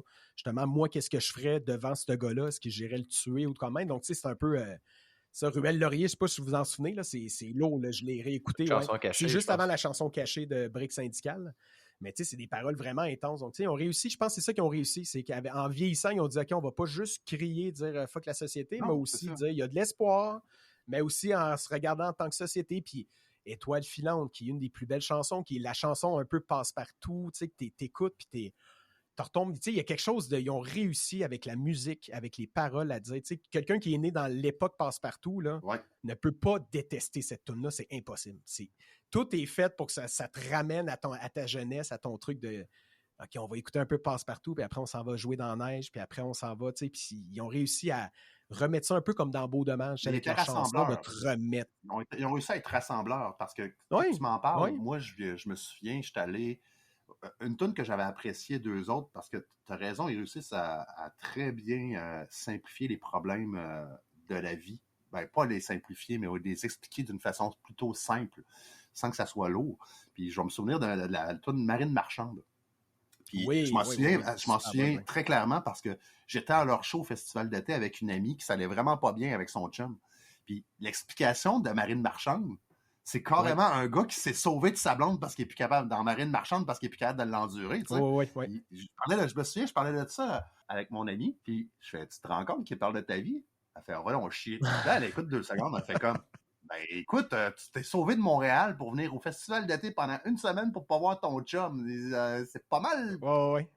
On peut faire l'allégorie si tu veux, mais on est pas mal. Là, on switch de homme-femme, mais c'est pas mal ça, là, de t'en aller pour. Oui, non, mais que ça soit homme-femme, on parle de. Moi, excuse-moi pour mon français, je le dis ça, je parle de l'homme. L'homme étant l'humain, je retourne à la base du français, là. Mais, tu sais, il parlait de notre peuple, sacrément.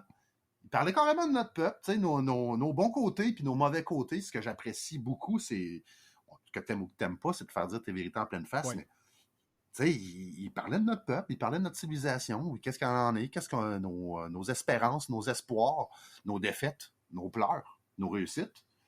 Tu sais, c'était profond quand même. Tu sais, j'ai beau chialer de dire qu'il n'arrivait jamais avec des solutions. Oui, OK, ça c'est moi parce que je suis un chialeux, mais il y avait quand même l'audace de révéler un problème civilisationnel, culturel. Surtout qu'ils ont duré dans le temps. Tu sais, dans le temps, à un moment donné, c'est qu'eux autres sont sortis, il y avait les Vulgaires Machins, il y avait eux, il y avait Arsenic 33, il y avait Loco Lecas, tu sais, alors que là... Yellow Molo! Puis j'ai réécouté il n'y a pas longtemps, je ne sais pas si le monde se souvient de Vénus 3. Ils ont sorti genre une toune qui est vraiment ultra ska. Je l'ai réécouté, j'étais comme wow, ça ressemble à du No Doubt. C'est vraiment cool. On a vraiment de la très bonne musique au Québec pour vrai. Mais tu sais, dans ce temps-là, ça foisonnait de plein de groupes, alors qu'en ce moment, tu dis comme, tu sais, engagé, là. Il y a qui exactement ou qui est comme pas underground, il n'y en a pas tant que ça. Tu sais, c'est les seuls qui restaient encore. Alors que, tu sais, comme je vous ai dit, Vulgaire Machin, ils sont peu ensemble. Le co, je ne sais pas exactement. Donc, tu sais, c'était les seuls qui gardaient encore ce truc-là des années 2000, un peu de... On continue à être dans le combat, mais dans le combat qu'on est rendu adulte, on est rendu des enfants, donc d'arrêter de... Faut laisser la place aux admettons, j'ai 45 ans, mais je parle encore de « je suis un vieux punk, je suis pogné dans la rue », là, t'es comme, t'es plus dans la rue, mon chum, arrête de dire ça. Ouais, c'est ça, I'm just a kid. Ben, c'est ça. Un peu Simple Plan à 50 ans qui disent « I'm just a kid », à un moment donné, « get over it ». Donc, ils ont réussi à évoluer avec le temps et tout, puis leur texte devenait de mieux en mieux. Tu sais, pour vrai, il y a des textes extraordinaires que même à l'école, à l'université, où quand même, ils pourraient étudier parce que c'est vraiment extraordinaire. Puis les doubles sens, puis les métaphores par rapport à ça. Donc, Jeff Posey, là, c'est une belle bébite, là, ce gars-là, les textes qu'il fait, puis surtout la concision des mots, puis tout ça. Tu sais, au lieu d'utiliser 10 mots, j'en ai utilisé 5, mais ça va être très clair. Donc, tu sais, c'est très calculé, ces affaires, tu sais. Oui. Et là, est-ce qui existe toujours encore, aux autres, ou qu'est-ce qui se passe? Ben non. Ben, sans chanteur, personnellement, tu sais, tu peux... Je vais te donner un exemple clair pour moi. Est-ce que Linkin Park, même si on met un nouveau chanteur, chanteuse, c'est encore du Linkin Park? Non, c'est ça, pas du tout. Tu sais, c'est une question qui se pose. Je dis pas qu'elle est pas bonne. J'ai écouté, là, puis j'ai apprécié de réécouter du Linkin Park. Est-ce que j'apprécierais de réécouter les Cowboys Fringants sans avoir tous les Cowboys Fringants? Tu comprends? Non, c'est ça. Parce que nous, on est nostalgiques, on a grandi avec. Peut-être la génération en bas de nous, eux autres, ça leur ferait rien. Ça se peut très bien. Ouais. Mais pour nous autres, notre nostalgie qu'on a en parlant des Cowboys Fringants, tu ne peux pas revenir, malheureusement, parce que ce n'est plus les Cowboys. Parce que je me disais, le Posey toujours là, tu sais, ça peut être Marie qui pourrait chanter, en tout cas, tu sais. Mais en même temps, non, parce que j'ai vu ses réseaux sociaux et tout, puis elle semblait... c'est vraiment... J'en vois plein d'amour pour ça, qu'elle disait justement un peu les fans, donnez-moi de l'amour, parce qu'elle dit là, je le vis. Elle dit, j'ai pas eu le temps. Quand mon mari est décédé, il y a eu les shows, il y a eu le Centre Bell, justement, que Ced et moi, on est allés. Il y a eu un peu toute l'effervescence de tout ça, donc elle n'a pas vraiment eu le temps de vivre ça, mais là, elle dit, là, en ce moment, je le vis. Puis elle dit, moi, vous avez perdu un musicien, moi, j'ai perdu un musicien. L'homme de sa vie. Mari, le père de mes enfants, elle dit, c'est un vide total pour moi. Donc, j'ai l'impression que que les Cowboys reviennent avec un autre chanteur, j'ai l'impression que c'est pas mal dans l'impossible. Là. Peut-être faire un autre projet ou des projets solo. Elle a déjà son projet solo, qui est très bon d'ailleurs. Là, c'est des bonnes chansons et tout. Mais le retour Cowboy Fringant avec un autre chanteur, j'ai l'impression que les gens l'attendraient avec un brick et un fanal. Donc, je penserais pas que ça soit...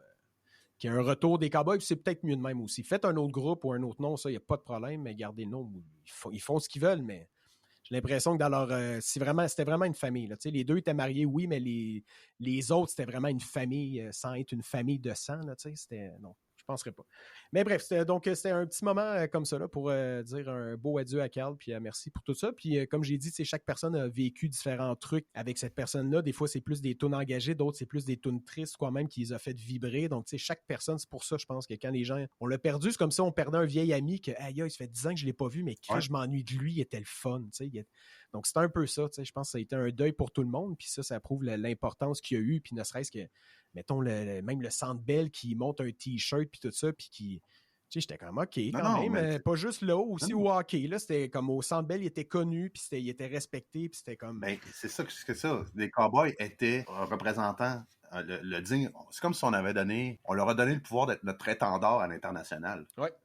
Oui, clairement. Il l'était. Il l'était réellement. Il représentait la culture québécoise à l'international. Oui. On a grandi avec, il nous a représentés, il nous a aimés, il nous a détestés, tout des fois dans ses tunes. Oui. C'était une vraie. Non, mais. Tu sais, c'était de quoi, là? Mais quelqu'un qui t'aime vraiment, souvent, il va te dire les vérités des fois en pleine face parce qu'il veut que tu sois une meilleure personne aussi. Donc, je pense que ça, c'est plus de l'amour que de ne pas vouloir... C'était de l'amour. C'est de l'amour, tu sais. Ils se cachaient pas. Les Cowboys Fringants se sont jamais cachés sur la souveraineté, se sont jamais cachés sur l'amour qu'ils ont pour nous, tu sais. Ce que nous sommes, ce qu'on représente, tu sais, ou ce qu'on voudrait représenter. Non, c'est pour ça que c'est un symbole. C'est ça... puis on a le droit de ne pas être en accord avec ce que je vais dire, mais il aurait mérité des funérailles nationales. Ben en fait, il y en a... Je pense que c'est peut-être eux autres qui... Il y en a dessus. Si je me souviens bien, il me semble qu'il y avait ou sinon c'était payé par l'État. Ça, je me souviens Parfait, c'était mérité. Oui, parce qu'en année, c'était tellement omniprésent. Puis, tu sais, quand il est décédé, on parlait que de ça. Donc, tu sais, bien sûr, le premier ministre, le premier à dire, ouais, il a été grand, ici et ça. Je me souviens de ses chansons, blablabla. Donc, tu sais, non, ça a été nationalisé, ouais. Mais, donc, c'est ça. Je pense que JP, tu viens vraiment de bien terminer ça. Là. Je peux pas rajouter de quoi de mieux. Je vais pleurer, c'est bon. C'est ça, allez, continuez à encourager les Cowboys. C'est surtout par rapport à ça, quand j'ai vu son message justement à Marianique, tu sentais qu'il y avait beaucoup de je me sens désemparé, genre aidez-moi un peu, pas grave, mais plus dire genre j'ai besoin de votre amour, au lieu de toujours dire c'est toi qui m'aide, là, c'est un peu non, c'est les fans, aidez-moi maintenant en ce moment à passer à travers, donc j'ai trouvé un peu ça de j'ai besoin de votre amour, la foule, donc si vous pouvez aller l'encourager en spectacle ou peu importe sur Internet, aller dire un mot quand même, ça serait cool parce que c'est ça, c'est un grand groupe, les Cowboys Fringants, donc c'est ça, tout ça pour dire qu'ils ont sorti en 2019 un excellent album qui s'appelle Les Antipodes, donc allez écouter ça sur les réseaux sociaux et autres. Donc ben voilà. Merci. Repose en paix, Carl.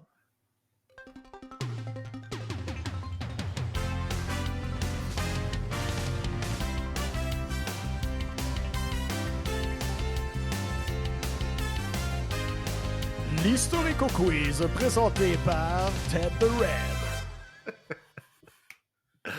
Alors oui, c'est maintenant le temps de l'Historico Quiz. Alors, on va tester vos buzzers. Oui, Historico Quiz 2019. On va tester vos buzzers. Jean-Christophe, ton buzzer? Oui. Buzzer de JP? Amateur, JC. Yeah, toi, c'est le bon, ça. Ce son-là, je l'ai entendu, je sais plus trop où, dans une série ou dans quelque chose, un moment donné, puis je me dis que c'est... En tout cas. Oui, t'as tout à fait raison. Le cœur a ses raisons. Ah, c'est peut-être ça, ouais. Je pense que c'est ça, hein? Ça vient de là? Ça vient de là, je te le confirme. OK, c'est ça. Alors, première question. Le 15 avril 2019, on l'a mentionné tout à l'heure, la cathédrale Notre-Dame de Paris est endommagée par un incendie majeur. Quel est le nom de l'auteur du roman Notre-Dame de Paris? Est-ce que c'est A, Paris Hilton? B, VLB, Victor Lévy-Beaulieu? Est-ce que c'est C, Luc Plamondon? D, Pierre Garand alias Garou? E, Quasimodo Tremblay? F. Victor Hugo. Les mains sont ouvertes. La réponse à JP. Ben, je vais y aller avec Victor Hugo. Victor Hugo, bonne réponse. Mais j'aime bien Alors- Quasimodo, par exemple. Quasimodo Tremblay, ouais. Un auteur connu. On salue aussi Au Victor Québec. Lévy-Beaulieu qui est décédé cette semaine. Oui. Ouais, vrai. c'est ça. Repose Tout en à fait, paix. paix à son âme. Alors, ouais, c'est une coïncidence qui n'était pas une coïncidence, en fait. Là. Tout était calculé. Un autre Victor, puis je me suis dit, Victor Vielbé. Je sais qu'il y avait une expression dans une des séries qui utilisait, je me souviens plus c'est quoi, là, mais ça me faisait bien rire. Ça manque un peu de contexte, mais oui. C'est ça. Mais à Gum Bitch, Ah. c'est ça, il disait, je pense, il y a un peu ces personnages dans une des séries qui est Gum Gum Bitch, Bitch, le Gum Bitch le père. C'était pas justement RBO qui riait de ça? Ouais, parce qu'en année, il se foutait un peu de sa gueule en disant Gum pendant Bitch. qu'il écrivait, il revenait comme si c'était lui qui était en train de l'écrire, puis je pense qu'en année, il est juste en mode, genre, il regarde dans le dictionnaire, OK, quel mot je pourrais prendre? Gum bitch, parfait, gum bitch. Puis en année, le gars, finalement, il est comme rendu sur l'héros en train de... Aïe, c'est n'importe quoi. là. C'était C'est n'importe malade. quoi, RBO. Ça, là, c'était malade. Ouais. Alors, deuxième question. L'année 2019 est le 500e anniversaire de commémoration de la mort d'un célèbre artiste. Est-ce que c'est A. Leonardo DiCaprio, B. Leonardo de Teenage Mutant Ninja Turtles, est-ce que c'est C. Léo Lo ou bien D. Leonardo da Vinci? Les témoins sont ouverts. Oh, ça, c'est J'aurais le gentil, goût de dire Léo dans Newton Turtle, mais ça va être le dernier là, que tu m'as dit. Leonardo da Vinci. Bonne réponse. Question numéro 3. En 2019, la chanteuse Ariana Grande sort la chanson Lord of the Ring. B.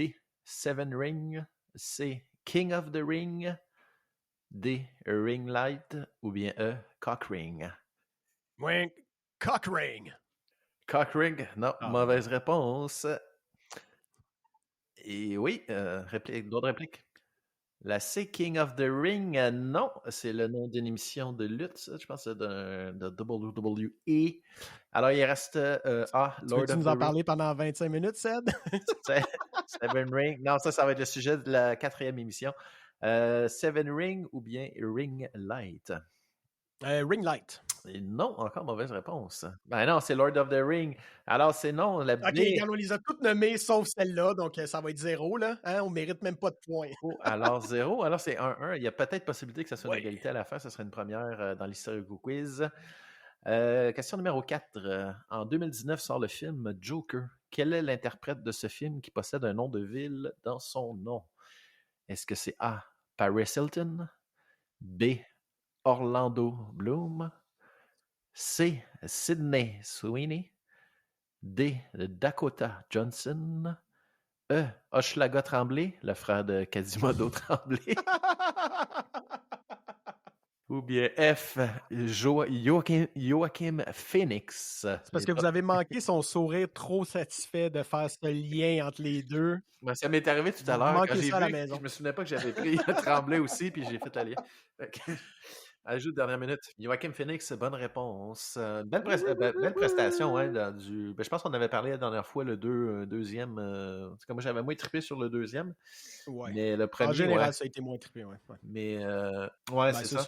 Mais le premier, non, vraiment une belle performance, puis son rire machiavélique. Ouais, alors question numéro 5 qui pourrait peut-être créer une égalité et un fait historique dans l'Historico Quiz. Le chanteur Lewis Capaldi chante la chanson Want to Love en 2019. Ce chanteur est atteint de quel syndrome? Est-ce que c'est A, le syndrome Gilles Villeneuve? B, le syndrome Gilderoy? C, le syndrome Gilles de la Tourette? Ou bien D, le syndrome Gillette, la perfection masculine? Wow! Je vais juste laisser un petit moment de silence pour que les gens se souviennent de la pub. Mais non, je vais dire syndrome de la Tourette. Syndrome de la Tourette, bonne réponse. Je le dis parce que ma copine va trouver ça drôle. C'est le syndrome Gilderoy, c'est d'avoir une grosse main, exactement. Ouais. Mais... Des doigts énormes. Hey, c'est... Allez, écoutez District 31, regardez ses mains. Des fois, là, tu te dis, mais il me tue avec une main, ce gars-là. Là. Il y a des mains massives, là. En tout cas.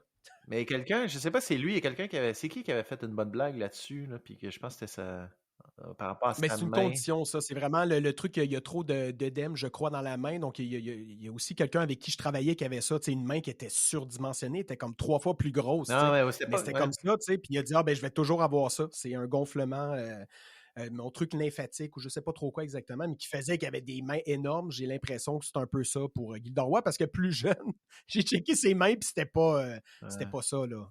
Il s'est pas musclé les mains depuis Il le me semble que District c'était lui, 31, il c'est pas disait que vrai, sa là. blonde, quelqu'un a fait une blague, là, style 15 jours au poker, qui avait une bonne main, ou tu sais, quelque chose comme ça. Là, il y avait quelqu'un qui avait fait ça, il me semble. C'est qui est bonne. Mais non, mais c'est pas moi qui l'ai composé, là, mais il y a quelqu'un qui avait dit Ouais. ça, ou en tout cas, quelque chose comme ça. Parfait. Alors oui, c'est une première, je sais pas ce qu'on va faire, là, les gars, vous allez devoir vous battre pour savoir qui gagne, parce qu'il y a une égalité. Alors, Ben, Seb, ah ouais, c'est vrai, vous avez fais un ça, barbecue autour de la Seb, fais piscine. ça on the fly, trouve-toi une question, là, parle. Ben là, sacrément, penses-tu que je peux pas prendre 5 choix de réponse? Là? Elle a dans 30 secondes. Attends, mais je pense que j'en avais un autre. Ok, j'en avais un autre, mais elle était moins drôle. Ok, j'ai trouvé l'autre question que j'avais, qui était un petit peu moins bonne, mais bon. Quelle œuvre est sortie, quel film en fait est sorti en 2019? Est-ce que c'est Il était une fois dans le trouble? Oh! Bien A. B. Once Upon a Time in Hollywood. C. Il était une fois une soirée de brosse finissant au Miami Deli. Oh, nice! D. Il était une fois dans l'Ouest. Ou bien E. Il était une fois en Amérique. Bonne réponse. Alors, c'est ce qui conclut cette Historical Quiz avec un score de 3-2 pour JP. Bravo, bravo! Bon, mais merci infiniment à Seth the Red ainsi que JP pour cette magnifique revue de l'année 2019, justement. Toujours un plaisir d'être avec vous. Sinon, à la maison, comme d'habitude, écoutez, rejoignez-nous sur les réseaux sociaux, tout ce qui est Facebook, Twitter. Non, c'est vrai, Twitter n'existe plus, mais au moins Facebook, sûrement TikTok. Là, on va checker avec Seth si tu peux faire des petites vidéos. Je viens de te rajouter de la job. Donc, c'est ça. Suivez-nous sur les réseaux sociaux. Le plus important, parlez-en aux gens. Il y a quelqu'un qui aime les trucs politisés ou quand même de l'actualité. Hey, écoute donc un podcast parmi tant d'autres. C'est tout sauf parmi tant d'autres. Donc, suivez-nous partout. Donc, sur ce, passez une excellente semaine à tout le monde. Puis, on se revoit très bientôt pour un nouvel épisode d'un podcast parmi tant d'autres.